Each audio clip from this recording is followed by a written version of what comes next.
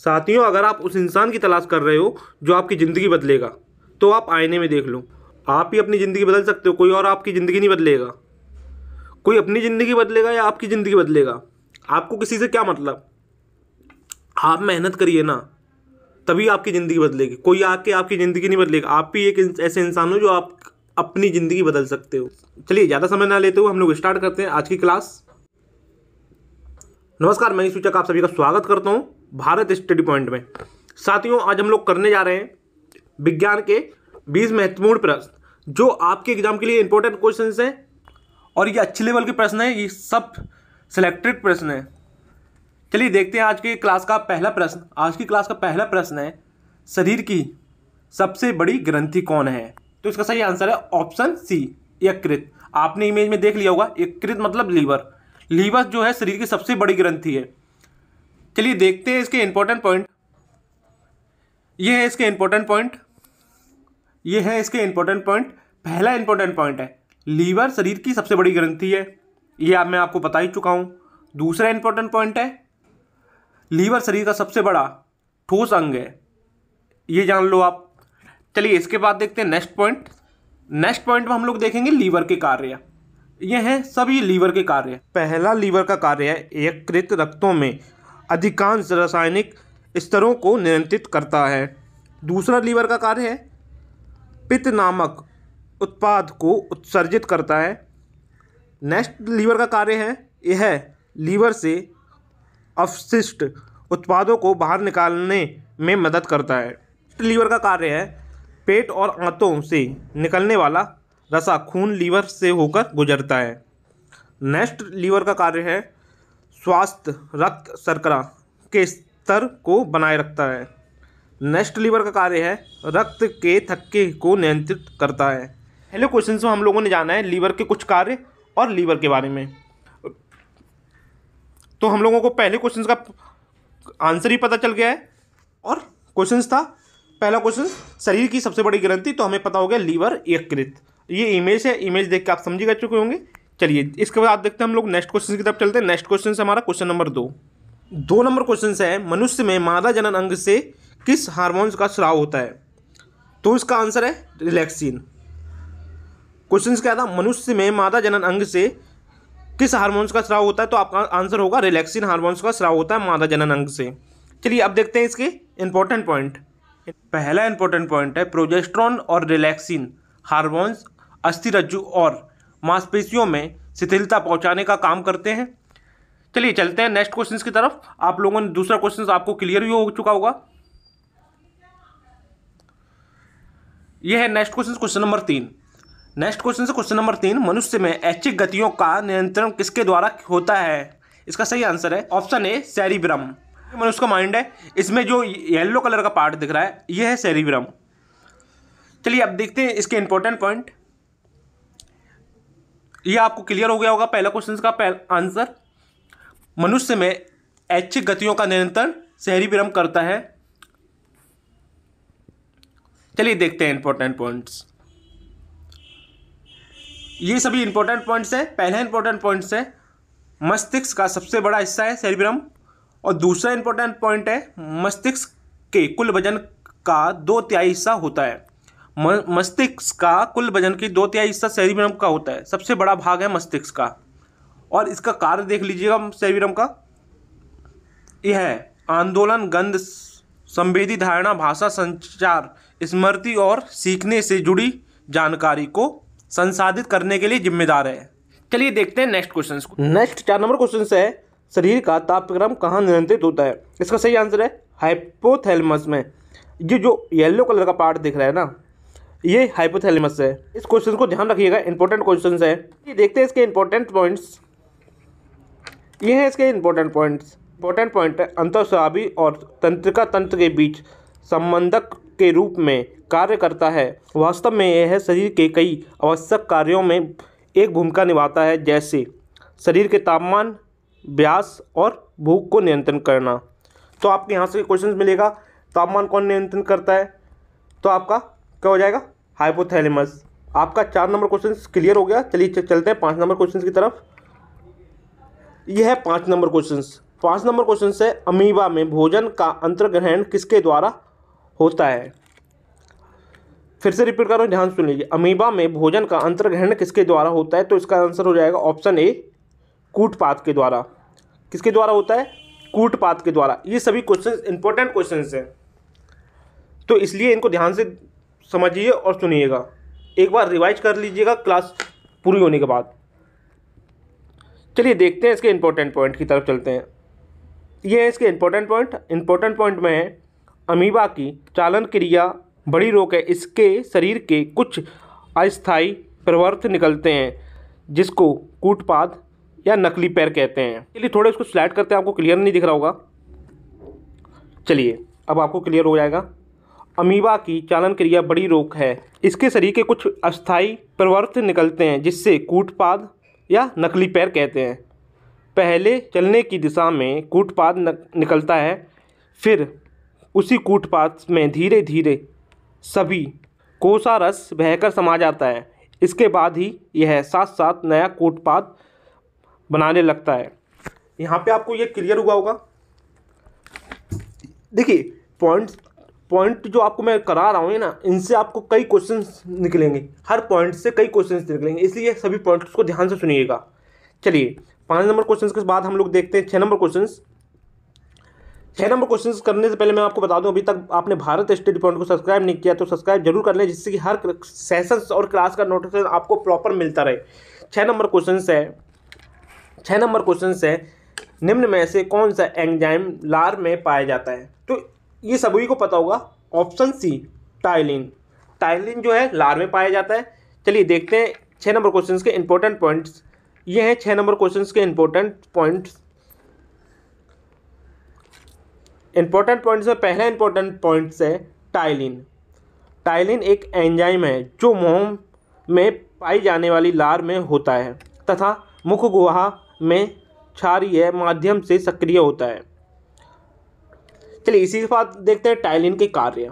क्या क्या होते हैं। टाइलिन भोजन की माड़ को शर्करा में परिवर्तित करता है और म्यूसिन लुगदी को चिकना बनाता है, जिससे भोजन सुगमतापूर्वक ग्रासिका की क्रमकुंचन गति के द्वारा अमाशय में पहुंच जाता है। उम्मीद करता हूं आपको ये टाइलिन्स के बारे में सभी पॉइंट्स क्लियर हो गए होंगे और सभी क्वेश्चंस अभी तक जितने कराए हैं सभी क्लियर होते हुए आ रहे होंगे। नहीं क्लियर हो तो एक बार क्लास पूरी होने के बाद सभी क्वेश्चंस को एक बार स्पीड रूप से रिवाइज कर, या तो सभी क्वेश्चंस को एक सरसरी निगाह से देख लें, जिससे कि आपको नेक्स्ट थोड़ा लंबे समय तक सभी क्वेश्चंस याद हैं। सभी क्वेश्चन इंपॉर्टेंट क्वेश्चंस हैं साइंस के। चलिए इसी बात देखते हैं हम लोग नेक्स्ट क्वेश्चन की तरफ चलते हैं। नेक्स्ट क्वेश्चन है हमारा 7 नंबर क्वेश्चन। 7 नंबर क्वेश्चन है, वह प्रक्रिया जिसके द्वारा मनुष्य श्वास ग्रहण करता है तथा छोड़ता है वह प्रक्रिया कौन सी है। ऑप्शन बी श्वासोच्छवास। चलिए अब इसके बारे में जानते हैं कि ये सभी इसके इंपॉर्टेंट पॉइंट्स हैं। श्वासोच्छवास के द्वारा ये मनुष्य जो श्वसन की क्रिया करता है, लेता है सांस को और छोड़ता है, सांस को लेता है और सांस को छोड़ता है, ये सब श्वासोच्छवास के द्वारा होता है। ये श्वसन की क्रिया है। चलिए इसी के इंपॉर्टेंट पॉइंट्स देखते हैं। श्वसन की दोनों अवस्थाएं प्रवास एवं उच्छवास को सम्मिलित रूप से श्वासोच्छवास कहलाती है। इसी का साथ साथ इसका नेक्स्ट पॉइंट है, नासिका द्वारा हवा को फेफड़ों तक पहुंचाना और ऑक्सीजन रक्त कोशिकाओं में चला जाता है तथा रक्त से फेफड़ों में आया कार्बन डाई बची हवा के साथ बाहर निकल जाता है। इसी क्रिया को श्वासोच्छवास या सांस लेना कहते हैं। श्वासोच्छवास आपको कोई बोले क्या होता है तो आप सीधे बोल सकते हैं सांस लेना, सांस को लेना और सांस को छोड़ना, यही श्वासोच्छवास है। चलिए इसी के साथ साथ देखते हैं नेक्स्ट क्वेश्चन की तरफ चलते हैं। नेक्स्ट क्वेश्चन है हमारा 8 नंबर क्वेश्चन। 8 नंबर क्वेश्चन है, ऊर्जा उत्पादन के लिए कोशिका प्राय किसका उपयोग करती है। ऑप्शन बी ग्लूकोज का। ऊर्जा उत्पादन करने के लिए कोशिका प्राय ग्लूकोज का प्रयोग करती है। ठीक है, ये चीज़ ध्यान रखिएगा आप। चलिए अब देखेंगे हम लोग 8 नंबर क्वेश्चन के सभी इंपॉर्टेंट पॉइंट। क्वेश्चंस आपको क्लियर हो गया होगा। ऊर्जा उत्पादन के लिए कोशिका प्राय ग्लूकोज का प्रयोग करती है। चलिए इसी के साथ साथ देखते हैं इंपॉर्टेंट पॉइंट्स के। ये हैं सभी इंपॉर्टेंट पॉइंट्स। पहला इंपॉर्टेंट पॉइंट्स है यह है सेल फंगस में ऊर्जा का स्रोत है और इसी चयापचय के नियम का बहुत महत्व है। इसी के साथ साथ नेक्स्ट पॉइंट है हमारा, नेक्स्ट पॉइंट है रक्त शर्करा या ग्लूकोज आपके रक्त में पाई जाने वाली मुख्य शर्करा है। यह आपके द्वारा खाए जाने वाले भोजन से आता है और यह आपके शरीर की ऊर्जा का मुख्य स्रोत है। ये ध्यान रखिएगा नेक्स्ट पॉइंट। और इसका लास्ट और तीसरा पॉइंट है आपका रक्त ग्लूकोज को आपके शरीर के सभी कोशिकाओं तक ऊर्जा के लिए प्रयोग करने के लिए ले जाता है। मधुमेह एक ऐसी बीमारी है जिसमें आपके रक्त शर्करा का स्तर बहुत अधिक हो जाता है। चलिए इसी के साथ साथ देखते हैं नेक्स्ट क्वेश्चन, क्वेश्चन नंबर 9। यह है हमारा क्वेश्चन नंबर 9। क्वेश्चन नंबर 9 है किस अभिक्रिया द्वारा पौधे में ऑक्सीजन बाहरी वातावरण से कोशिकाओं में पहुंचता है। इसका सही आंसर है ऑप्शन बी, विषारण के द्वारा। विषारण के द्वारा। तो आपको ये क्वेश्चन क्लियर हो गया है। विषारण के द्वारा पौधे में ऑक्सीजन बाहरी आवरण से कोशिकाओं में पहुंचता है। तो आपका 9 नंबर क्वेश्चन क्लियर है। चलिए इसके बाद देखते हैं हम लोग इसके पॉइंट्स। ये हैं इसके पॉइंट्स। इसका पॉइंट है 2 या 2 से अधिक पदार्थों का स्वतः एक दूसरे में मिलकर समागम मिश्रण बनाने की क्रिया को विषारण कहते हैं। ये चीज़ ध्यान रखिएगा। विषारण किसे कहते हैं? 2 या 2 से अधिक पदार्थों का स्वतः एक दूसरे में मिलकर समागम मिश्रण बनने की क्रिया को विषारण कहते हैं। चलिए इसी के बाद देखते हैं 10 नंबर क्वेश्चन। 10 नंबर क्वेश्चन से हमारा श्वसन अभिक्रिया में खाद्य पदार्थों की परिणति क्या होती है। इसका सही आंसर है ऑप्शन ए, विघटन। ठीक है। 10 नंबर क्वेश्चन क्या था? श्वसन अभिक्रिया में खाद्य पदार्थों की परिणति विघटन होती है। चलिए इसी के बाद देखते हैं हम लोग 11 नंबर क्वेश्चन। ये हमारा 11 नंबर क्वेश्चन। खाद्य पदार्थों का पौधे में स्थानांतरण का मुख्य रूप कौन सा है? Option C, sucrose. खाद्य पदार्थों का पौधे में स्थानांतरण का मुख्य रूप कौन सा है? तो इसका आंसर होगा सुक्रोज का रूप है। चलिए चलते हैं नेक्स्ट क्वेश्चन की तरफ, क्वेश्चन नंबर 12 की तरफ। ये हमारा क्वेश्चन नंबर 12। बीपी के बारे में आप लोगों ने सबने सुना होगा। इसको क्या बोलते हैं हिंदी में? रक्तचाप। एक स्वस्थ मनुष्य का रक्तचाप होता है। इसका सही आंसर है बी, 120/80। ठीक है। बीपी एक स्वस्थ मनुष्य के शरीर का होता है 120/80। चलिए इसी के बाद देखते हैं हम लोग 13 नंबर क्वेश्चन। ये है 13 नंबर क्वेश्चन। 13 नंबर क्वेश्चन ध्यान से देखिएगा। मनुष्य के मस्तिष्क की सबसे बाहरी झिल्ली होती है। 13 नंबर क्वेश्चन ध्यान से सुनिएगा। मनुष्य के मस्तिष्क की सबसे बाहरी झिल्ली होती है। इसका सही आंसर है ऑप्शन सी, ट्यूरामीटर। ट्यूरामीटर मनुष्य के मस्तिष्क की ट्यूरामीटर मनुष्य के मस्तिष्क की सबसे बाहरी झिल्ली होती है। ये सब ध्यान रखिएगा आप। ये क्वेश्चंस पेपर में आते हैं, यहीं से क्वेश्चंस आते हैं। काफ़ी क्वेश्चंस तो ऐसे सीधे सीधे यहाँ से एग्जाम में पूछे जा चुके हैं, इसीलिए सभी क्वेश्चंस को ध्यान से देखिएगा। अब देखते हैं हम लोग इसके इम्पोर्टेंट पॉइंट्स। ये हैं इसके इम्पोर्टेंट पॉइंट्स।